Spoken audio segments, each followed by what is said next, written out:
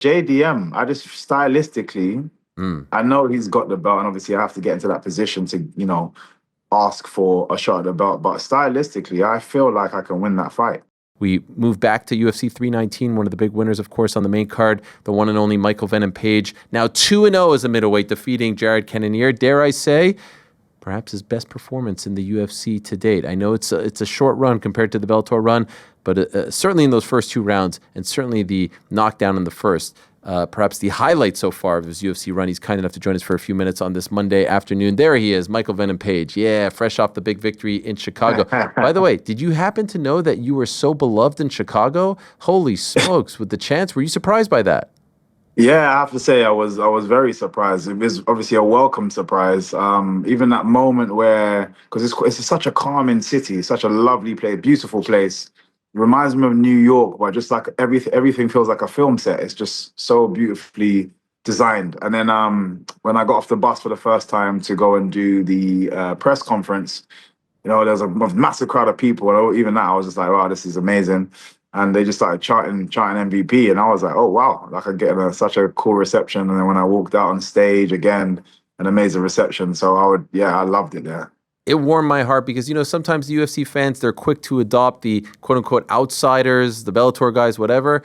To see them chant your name like that, I thought was incredible. With some big people. I mean, look at this. The crowd loved you and you loved it too. Yeah, I loved it. That's why I took out my Yeah. phone and I was like, I need to get this. It was amazing. So what about your assessment of the fight? I thought it was one of, if not your best performance in the UFC to date. I know you probably didn't love the third round, but the first and second were phenomenal. What did you think? Yeah, you know what? And I could feel this in the build up and I think I spoke to you about it when I was saying I realized there is UFC jitters still within me, UFC nerves, in which I didn't even really register when I first came in, didn't really think there was anything. The second fight with Ian Gary, I started to feel nervous during random times, and I'd never had that feeling before. During the fight, it just didn't feel like myself. And even up until the Shara Bullet fight, in which most people would have said, I can completely control the fight. I still didn't quite feel like myself, and I still felt like I was holding on to something, and something was weighing me down and preventing me from being myself. But this fight, the whole way through, I was so calm. I was just like, yeah, like, whatever is meant to be is meant to be. I just felt free. I felt like my old self again, which is why I was able to start styling and really enjoying myself playing basketball. This is the kind of the MVP that most of my teammates get to see every day because I'm so relaxed, and I'm really enjoying myself and having fun.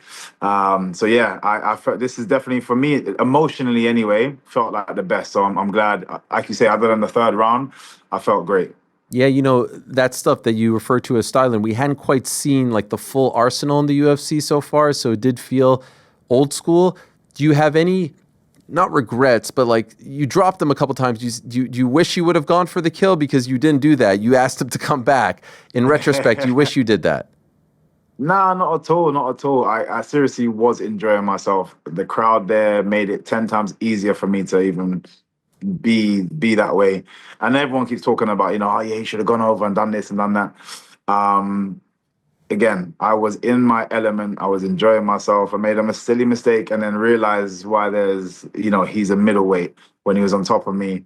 And it kind of felt like I just need to survive the round. But I still felt comfortable. I wasn't worried, but I was like, yeah, it's hard to really get any kind of moves off because he's just got such crazy intense pressure.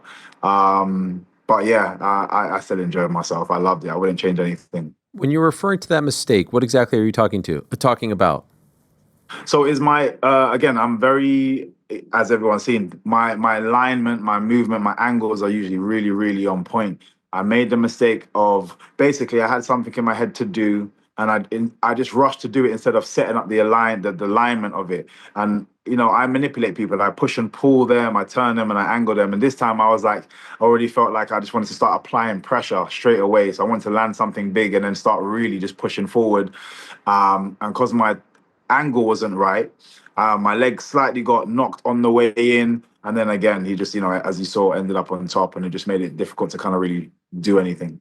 The one punch knockdown in the first round was like a thud. The way in which he fell. What are you thinking in that moment? Again, is I was just having fun, and that is how how I used to be. Whereas before, I think again, I was trying to impress. I felt myself like trying to impress the UFC crowd and trying to impress, the likes of Hunter and Dana White and trying to impress, just everybody. And I've never been like that. I've always just been myself, and impressive things happen because I'm being myself. And this is the first time I seriously was just in the old school MVP flow state, and it felt amazing. How did your body feel as a middleweight for the second time? I have to say it does feel good. I do feel strong, and I felt it. I think you know what the where I did really feel it was I think it was in the second round where he managed to get a takedown up against the cage, and immediately I was able to stand back up. He didn't even feel like there was that much pressure on me, and I just stood back up. And at that time I was like, oh yeah, I'm feeling really strong here. Again, his hip, on the other hand, obviously when he took me down the third round, his hip just felt like this is a middleweight. And I need to do a little bit more work to kind of, if put it this way, if I'm going to, because I still haven't quite made my decision that this is exactly where I'm going to be, but I do need to take serious thought and make a decision. I believe, like, if I'm going to stay at middleweight or if I'm going to go back to welterweight, because if I go to middleweight and I make this executive decision and say, yep, I'm definitely going to stay here, then there's certain things I need to improve on in my training strength wise, and actually make it so that the cut is going to be a little bit more difficult, as it usually is from when I get down, have to go down to welterweight, because then those elements of that fight where it felt like he was too heavy, he wouldn't feel that heavy. So it's interesting. How do you ultimately make that decision? Is it based off of like the assignment that is presented to you, the fight, the offer, or is it you tell the UFC, hey, I'm sticking here. What do you got at 185 for me, or what do you got at what? Ultimately, because I do wonder, you have options, interesting options at both now. I do wonder how you come to that conclusion and stick with one. Yeah, I have to sit down with the most important people around me that will help me guide my decision. It has to come from me. It has to be my decision. It has to be with my coaches, with my teammates, with my family, and sit down and we have a serious discussion. I'll go over how I feel in both divisions and the path to the top. Obviously, what is my ultimate goal? My ultimate goal is to get that belt. What does that path to the top look like? And then make a decision on that. And then once I've come to that decision, then I go back to the UFC and say, cool, look, this is the plan. This is where I really want to be. And then go from there. Are you leaning in one sort of direction at this point in time? Obviously, you haven't made a final, but like, do you find yourself leaning? Yeah. Again, there are many benefits in the middleweight division. So I understand why I'm being pushed that way as well. It feels like even the UFC are more like excited for me to be in the middleweight division.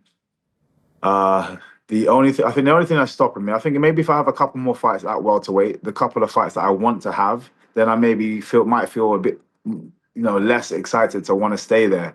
There are a few fights. I think there's just some cool fights that I can have at welterweight. And then I make the decision and say, yeah, look, I'm going to go up and just stay there. We know about Leon in the UK. Is there any other one? Yeah, JDM. I just stylistically, I know he's got the belt, and obviously I have to get into that position to, ask for a shot at the belt. But stylistically, I feel like I can win that fight. So yeah, that fight as well. Okay.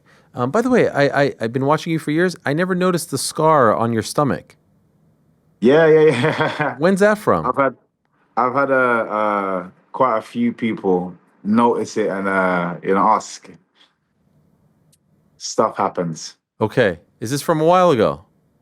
Yeah, it's from a while ago. Like when you were a kid? Yeah. Okay. But you don't want to say what it's about? I'll leave it as a mystery for now. Fair enough. One thing that I did bring up in all fairness was, we've talked about Dana not loving the walkouts, the elaborate walkouts. I did wonder what he would think of your styling. Do you have any sort of idea of what he thought of that type of stuff? Because historically, he hasn't always been the biggest fan of that. Yeah, again, like, you know what, it's I kind of knew what I was walking into, Hmm. and that was definitely part of my, had to be part of my decision making when wanting to come to the UFC. Over historically, as you say, he doesn't tend to like any of that kind of stuff, which was actually a massive worry for me coming to the UFC. But in my eyes, I'm just like I need to. I knew I wanted to come here anyway, and I also can't care about somebody else's. This is what makes me me, you know. The fact that I'm there now, I'm gonna refuse to be pushed or molded into anything else apart from myself. I am the best. I am the most entertaining. I'm the most dangerous when I am myself. And even the trying to care about what uh, important figures, obviously, but what trying to care about what important people care about and want to see is just not even in my head anymore. So that's just, and I think that's part of the pressure where a lot of these guys coming over from Bellator, they feel immediately they want to impress Dana, they want to impress the heads, and they really for me, be myself. I am an impressive person. I bring eyes, I bring excitement, I bring just I feel like I bring magic to the cage, in which not many people can do, and I'm just gonna keep being myself. It's such a good point that you just made at the end there, because I feel like throughout your Bellator run, the narrative was, yeah, this will work in Bellator, but it'll never work in the UFC. Look at all the success you've had, and not to clown on them or put them down, but this has been a tough year for guys who we all thought would have great success in the Yeah, UFC whenever they came over. It's not been very good. I would yeah. imagine you're not happy for their struggles, but there is a part of you that feels quite good in seeing how this all has played out. Yeah, of course. I never pray for anybody's downfall at all. It never helps me in any way, shape, or form. It is nice to see, and it literally just for my own journey, because the biggest question mark over my style and how I have my successes up until the point of UFC was, but he can't do it in the UFC, exactly as you say. And not only am I doing it in the UFC, I'm doing it in the same manner. The guys that are obviously like Jared, and he is, man, his resume is unbelievable. The people that he's fought against and the people that he's beaten, unbelievable. And I feel like I made it seem quite easy. And I think I've been telling people this about my style. Even when I was in Bellator, I was like, don't just watch the style, but just even how I'm doing it. I've had 15-minute matches where nobody's landed a punch. That's unheard of. It's hard to do. Again, people just kept belittling the opponents, and now they're seeing that no, there's something about this style, and it's just nice to finally get that appreciation Hmm. for something that I care about so much. In which no, my style, the point style, something that Joe Rogan's spoken about highly for years. But again, he had to experience it himself. Even when I've heard him talk about it, he said it was a points fighter that kicked his ass first, and now he's like, oh, I get it. And so many people will never have that experience. So it's me that's kind of they're watching me and seeing how I deal with different people, and that's how they're really kind of getting that information. So I'm glad that I've managed to put that to the masses. And also, it does seem like your star, like we said, Chicago crowd going crazy. Congratulations, 1 million followers on Instagram. Yeah, It's all yeah, coming thank you, together. man. Yeah, it really is, man. And that even that side, people don't even understand the mental strain, not strain, but the mental kind of like disappointment sometimes. Like I look at random people on Instagram that they just do random stuff, and they've got millions and millions of followers. And I was like, I've been busting my ass for years. And tried but again, you know me already, trying to be entertaining, try to be creative, as well as win fights as in a fashionable way. And people, still don't really care to follow. You know what I mean? So it's just nice. Again, there's a lot of positive things are happening of recent, and especially since joining the UFC. And it's just nice to finally get all of these appreciations. Just yeah, it's just a nice feeling. On the night during the event, Pratchett talks about October 11th, and you're asked about it as well. Fast forward 2 hours, I wake up, you guys are partying together. Look at this. Yeah, I think he's still partying, by the way. I'm not yeah, sure. yeah. What's it He like told partying with me Carlos he Pratchett? told me he's gonna be part. To be fair, he came in a bit later. So we didn't get to spend like loads and loads of time together. But I like him, and what was nice, and he actually mentioned it before as well. Which again is really nice to hear. He's like, I've been a massive inspiration for him, even in the MMA game, he's seen me for many, many years. He literally said myself, Adesanya, and Anderson Silva are three people he just thinks are amazing. And it was just nice to hear, someone that's doing so well, and I'm a potential opponent, but yet he's still willing to gift me that, that praise. Very nice of him to do. I think it'd be an amazing fight. What a knockout that he did the other day as well. Super talented, super heavy handed, super dangerous. It'd be a great fight. Obviously it's quite a quick turnaround. So, and even he said, he's like, yeah, I'm 2 weeks, I'm just partying. So we'll see, if we can make that happen. I'd love to fight in Brazil. That's somewhere I just want to visit yet, let alone get to fight in, because I've had so many fans over there since almost the beginning of my career. So I'd definitely love to do that. We just need to see if we can make it happen. By the way, what about Anthony Pettis tweeting about you? You see that? Oh, I haven't, no. I think you're not really active on Twitter these days, right? No, not at all. Me and MVP at 170, dream fight. I did. With respect, Pettis doesn't want that. Let's just leave it at that. I'm glad he's put his hand up for it. I'm way too dangerous for him. Maybe that's just a sign of love. Like, he's obviously not in the UFC, but saying like, hey, one day in an alternate universe, it would have been. Yeah, again, if he, I guess it just depends on where my career goes to now. But I feel like I'll just be given a new lease of life, and of course, like I said, there's some real exciting fights for me to have that are realistic. Do you know what I mean? So again, it may be when I'm in that time after my UFC career, and he decides, I don't know. I'm just thinking out loud, but if we align, we align. I just still don't think it's going to be a good night for him. But I'll take it as a compliment. One more before I let you go. What about the champ? You're an 85er at this point. What about what he did in that main event, Khamzat Chimaev? Chimaev, and like I said, I've had the privilege of being in the gym and watching him work. He is an absolute beast, an absolute animal. What he did was insane. And to be fair, I actually felt like at certain points during that fight, he was being nice. Like when he got him in the crucifix, so many positions, and I was like, I don't understand why he's not using his elbows. He was punching a lot more than he was using his elbows. And I think most people in that position they're looking for free shots. And he was there for like 4 minutes at a time sometimes.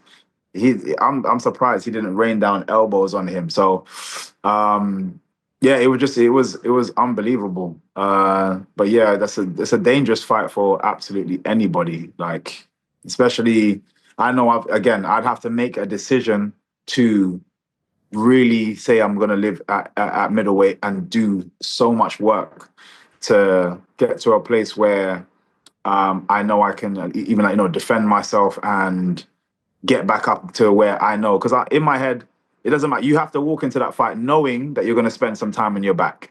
Yeah, and you got to work from there. Mm-hmm. So I need to make sure I have that strength and so on and so forth. So again, for me right now, it's a case of getting myself to a position to be able to put my hand up and say, I want to be next to fight for the title, whatever division that is. And then whoever is the one holding that belt is the person I got to push for. That guy's amazing. I was thinking at 185, maybe you versus Paulo Costa. Great fight. Again, you versus Izzy? No, you're friends. Yeah, like again, obviously I understand why a lot of people want to that would be a dream fight.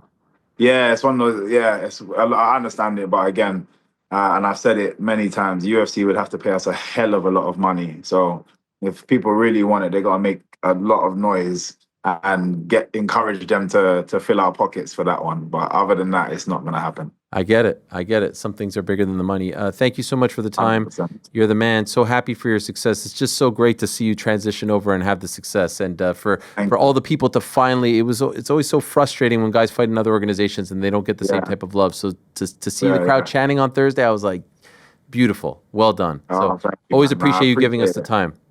And the thing is, again, even from the beginning, it was just people like yourself that kept giving me these platforms to showcase, just even my personality. and having that belief in me. So I appreciate you. You haven't forgotten about us yet. You'll become UFC never. champion, and then you won't respond Never. anymore. You know me, man. I It know. never happens. I know. Thank you so much, Michael. Appreciate it. Enjoy your time off, and congrats again. Definitely. Thank you. Take care. The great Michael Venom Page, now 4-1 in the UFC. He has looked incredible at middleweight. Wasn't really a part of the script. Did not expect this. But, man, you beat Jared Cannonier. You beat Char Bullet. You beat Jared Cannonier. You're now a middleweight contender. Thanks for watching this video. Before you go, if you haven't already, hit that subscribe button for us. Also, give us a thumbs up. Leave a nice comment. These things go a long way. And while you're here, do check out the rest of the channel. We've got live shows and full interviews, clips, and a whole lot more. We're doing big things here, and we appreciate your support very much.